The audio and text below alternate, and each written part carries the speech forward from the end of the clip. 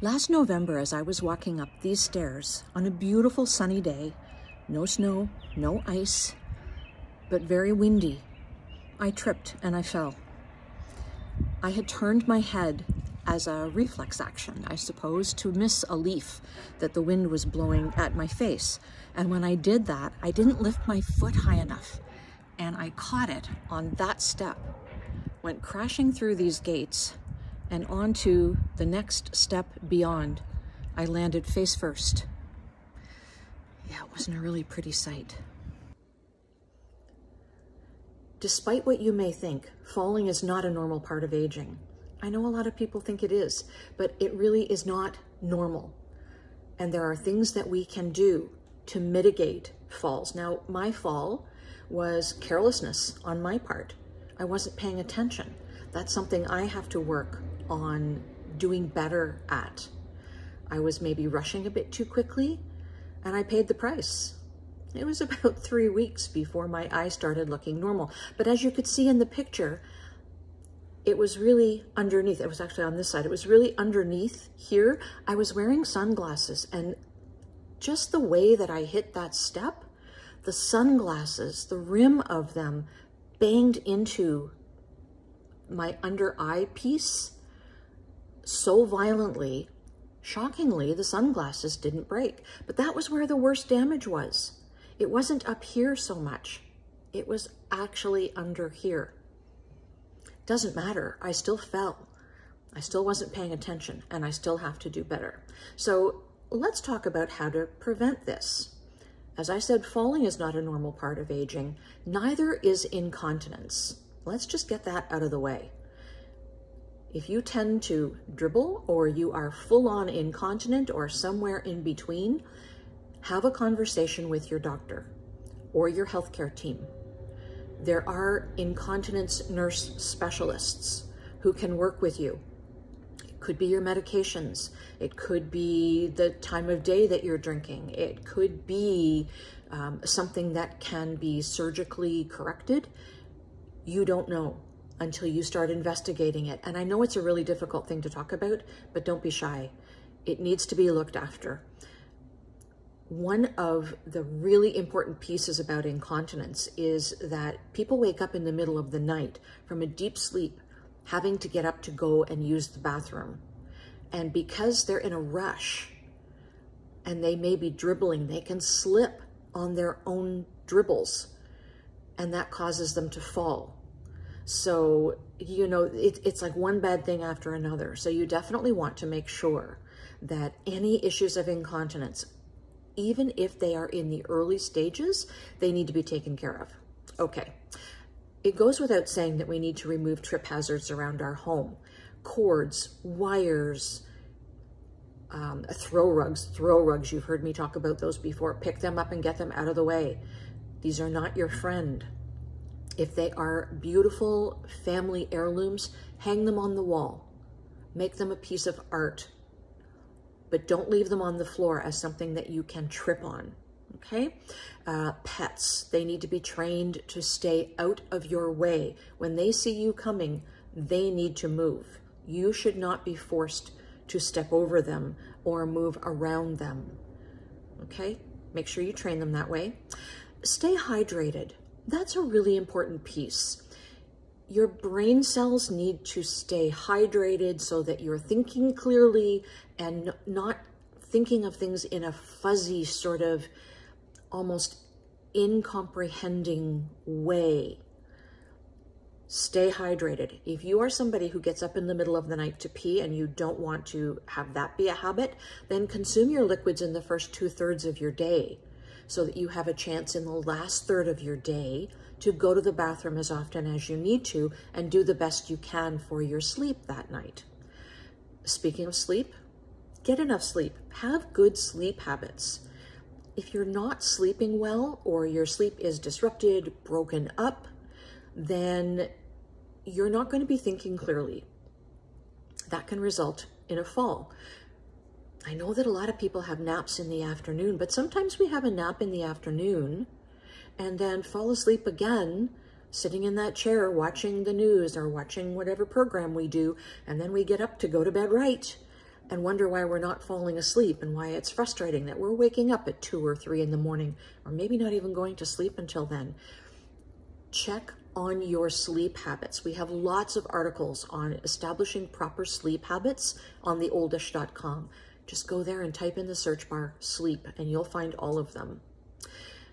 When you do wake up from a sleep, whether it is because you have to go to the bathroom or you're waking up in the morning, train yourself to put your legs over the side of the bed but remain seated on the bed for a little bit, just to kind of get your bearings and not be dizzy when you stand up right away. And that can be just a matter of a few seconds for most people. Could be a little longer for some of you. Train yourself to do that, okay? And the same thing when you're getting up out of a chair. If you stand up and find that you're dizzy, train yourself to just stand there for a minute. Give yourself a beat before you actually start walking, all right?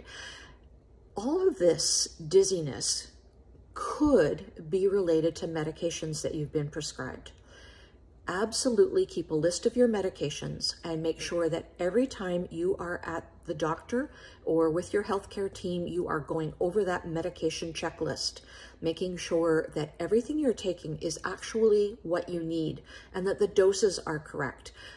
For instance, I know a lot of people are on blood pressure medication.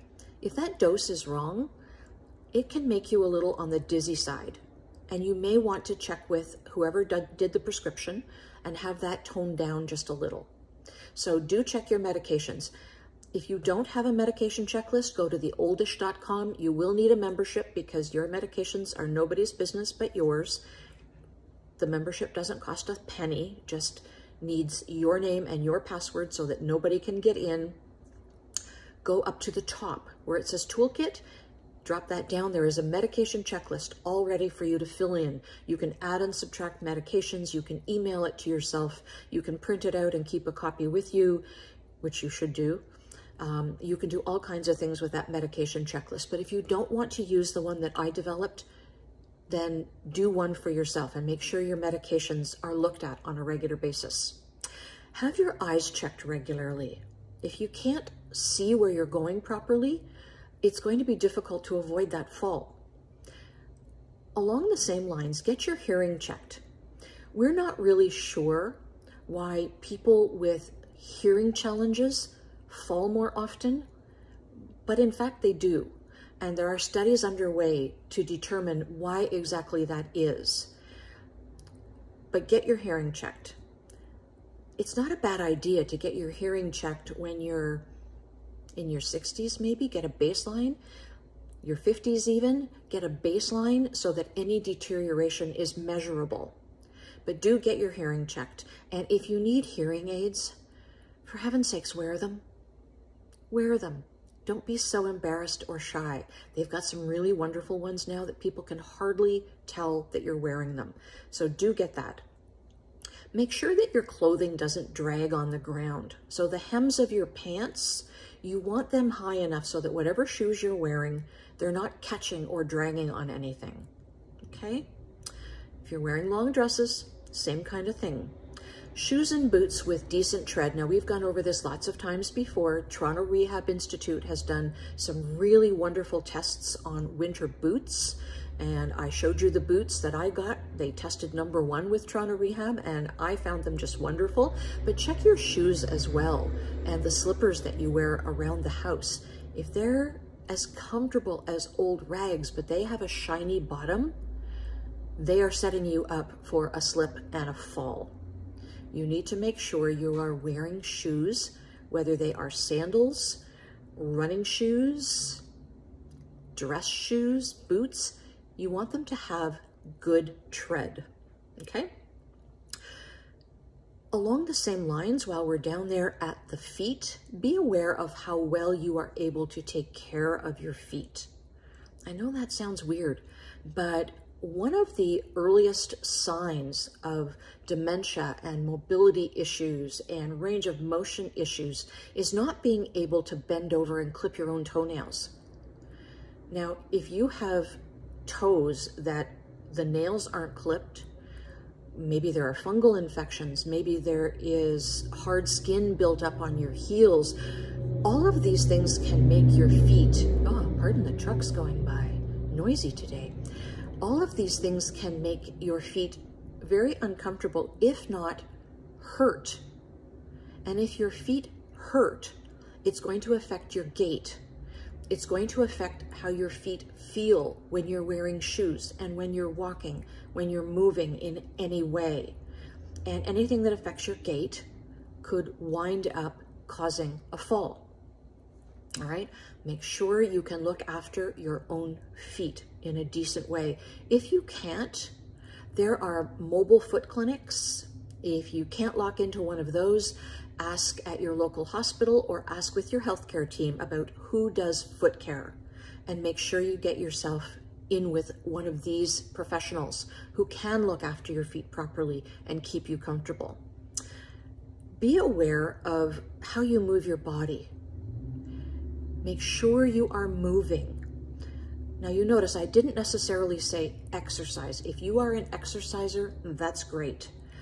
Move your body. Whether you are walking, doing yoga, Tai Chi, following a YouTube video that has you doing chair yoga, whatever it is, just make sure you move. It can be gardening, you know, as we move into spring and you're going to be out there looking at your gardens. Make sure that that movement is good and easy for you, that your range of motion is good, that you are actually taking advantage and moving your body. If your body doesn't move all the time, you're going to run into problems with range of motion. If you have problems with range of motion, you could fall and be unable to stop yourself. Okay? Make sure that inside of your house and outside there is adequate lighting for what you need to do, particularly on the stairs. But even as you move through your house, make sure that your pathway to the bathroom is well lit. Make sure that your task areas around the kitchen or inside the bathroom are well lit. What you don't want is shadows. And if you are a caregiver and looking after somebody who has dementia, understand the relationship between light and shadow. A person with dementia will see a shadow as potentially a hole or a depression and want to step over it. They will be disinclined to step into it. You and I may know it's a shadow, but they don't necessarily see it that way. It's a difference in contrast, and to them it represents something that needs to be stepped over, and that can put them in a very dangerous position. Okay? Make sure that you have handrails and adequate lighting on both sides of your stair steps.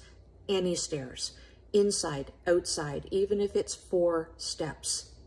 Make sure that those handrails are checked regularly, that they are screwed in well, that they can bear your weight. So you don't want to screw handrails into drywall, because just the time you need it, you might very well pull that handrail right off the wall. That's not going to do you much good that way. Wear hip protectors. Now, hip protectors, this is the brand that my company sells. So disclaimer, Brown Healthcare sells these and I own Brown Healthcare. This is Hip Saver hip protectors. That's what they look like when they're being worn. Hip protectors are something that are very difficult for community dwellers to wrap their heads around wearing. They don't want to look different than anybody else. They are actually willing to risk a hip fracture rather than wearing something that could prevent a hip fracture. Now, there are lots of ways to get a hip fracture. If you have osteoporosis, you could be standing up straight in one spot and turn your upper body, not moving your lower body, which can cause the hip to fracture and then cause you to fall. So many hip fractures happen in and around the home. So you want to make sure that you protect yourself.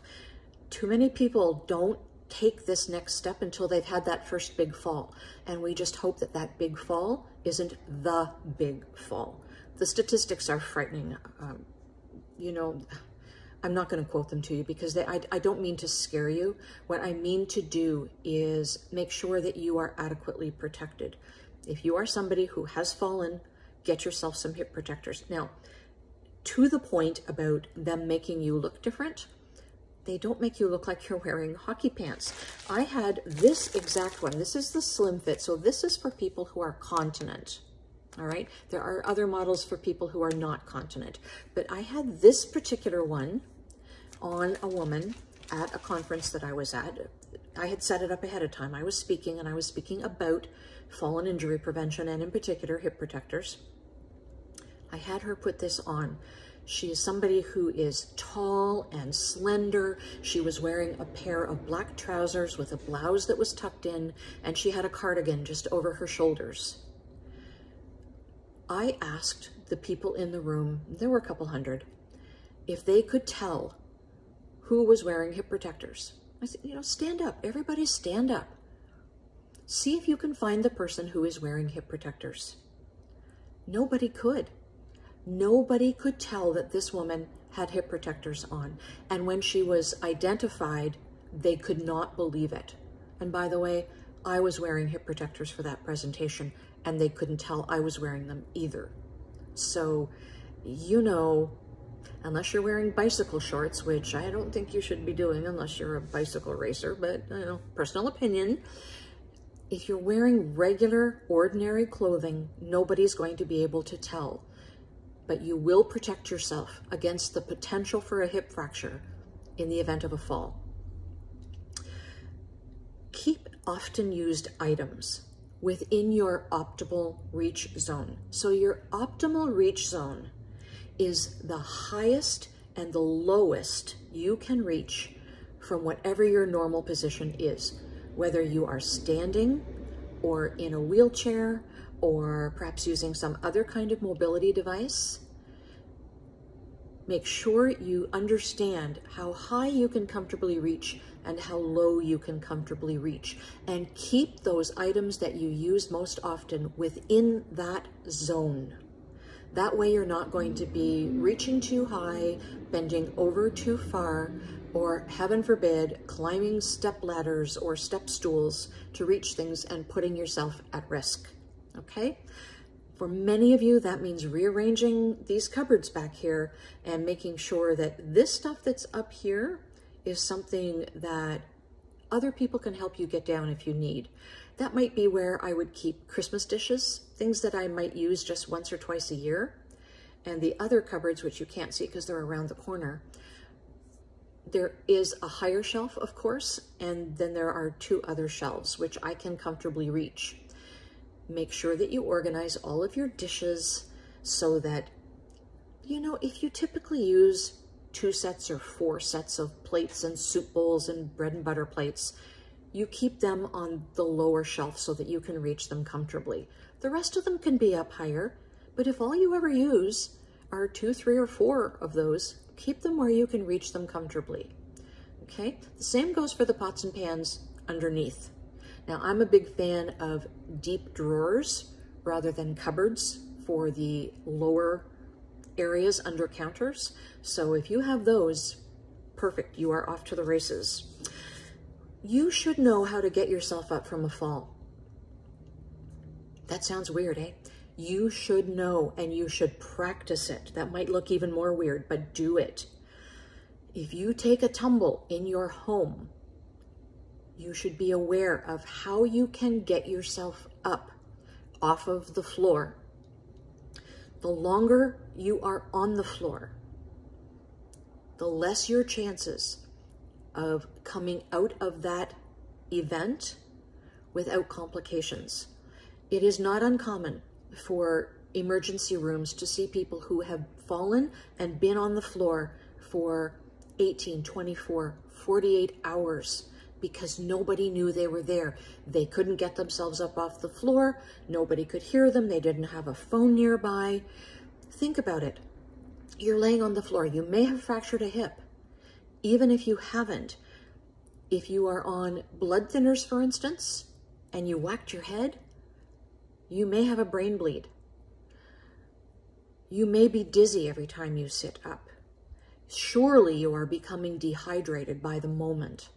You need to know how to get yourself up, how to roll yourself to a good solid chair, get up on your knees, and then stand up from there if you can. If you fractured a hip, you may not be able to do that. The other piece of this is making sure that there are people who are checking on you and that you take your turn checking on other people. And whether that is your kids and you text with them every day, a neighbor who notices that your window blind or drapes have not been opened, someplace that you usually go for an appointment and you didn't show up. It can be anything like that. But, you know, we need to look after one another and make these arrangements with other people to check on them and for them to check on us. When you are outdoors, keep your eyes open. In the springtime, sidewalks can heave and crack, and you need to make sure that you're not catching your shoes, your toes, on these little cracks. I remember years and years and years ago, I was out in Victoria, BC, and I was talking to a group of women who had approached their city council about fixing the cracks in the sidewalk. And they made their presentation, and council referred it to administration. Administration came back a couple weeks later, a month later, whatever it was, and made a recommendation that all cracks greater than 1/4 of an inch would be sprayed with that yellow spray paint to make them more visible. The ladies who had made the presentation went, "We can see those. It's the ones that are less than 1/4 of an inch that we can't see. Those are the ones we're tripping over."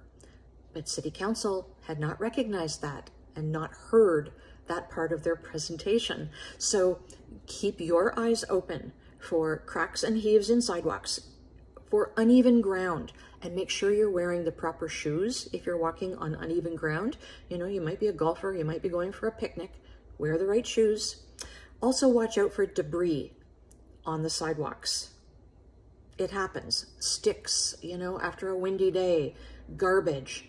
These are things that you want to be aware of and plan whether or not you can step over them or should be walking around them. Whatever the deal is, take responsibility for yourself, and hopefully you will experience far fewer falls than you might otherwise. All right, fall and injury prevention. Make it a habit and make it a priority. I'll see you next Wednesday. Until then, be kind to one another and take care. Bye.